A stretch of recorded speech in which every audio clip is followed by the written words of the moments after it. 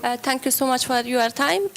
سوال من هی هست که میخوایم پرسان بکنم در ارتباط به حملاتی که فعلا طالبان در ولسوالیای افغانستان انجام میتن و کارهایی که اینا انجام میتن وارد خانه های افغان میشن. آیا از نظر شما این گروه کارهایشان چگونه است؟ غیر انسانی هست یا گروه تروریستی هستند طالبان؟ آیا اینا شما میپذیرین؟ و دیگه ای که در این اواخر آیا اجساد پاکستانی را شما کشور پاکستان دریافت کردن از افغانستان تسلیم شده باشند؟ نظرتان در این ارتباط چی هست؟ و با چنین شرایط نتیجه روند صلح را در افغانستان شما چگونه میبینین من حیث یک کشور خیلی نزدیک بر افغانستان؟ تشکر. First, what the Taliban are doing or not doing has nothing to do with us. You know, you have to speak to Taliban about what they're doing. We are not responsible. Neither are we some spokespersons for Taliban. But you have two choices. 20 years, a military solution has been attempted to bring peace to Afghanistan, and that's failed. Now you have a choice. Either this American-backed military solution, you can continue, because if you feel the Taliban are not someone you want to have in part of your government, you can keep on the course of a military solution. But everyone knows it's not possible anymore. The second solution is to have a government, a political compromise between the Taliban and the government, to have a compromise, an inclusive government. That is the only solution. Now, what the Taliban are doing or not doing has nothing to do with us.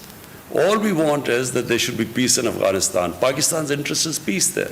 There are 3 million Afghan refugees in Pakistan. Almost all of them are Pashtuns. And all of them, or most of them, would have sympathies with Taliban.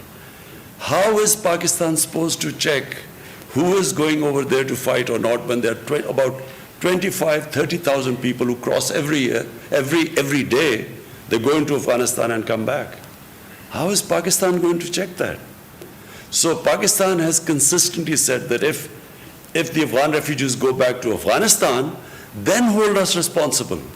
But if there are 3 million refugees here, how can we say few hundred or few people have gone there to fight and their bodies are coming back? How can Pakistan be held responsible? There are refugee camps of 500,000 people. There are refugees with over 100,000 people. So how is Pakistan going to go into the refugee camps and decide who is pro-Taliban and who is not? So it's not possible unless, and let me just say the other thing, that until recently there was no border between Pakistan and Afghanistan. The Durand line was just imaginary. There was no physical border. So to stop, to control the outflow and inflow into Pakistan, we have built this fence at a huge cost to Pakistan. We have completed 90% of the fence now. So for the first time you have a border fence. Before that there was no border anywhere. Durand land was no border.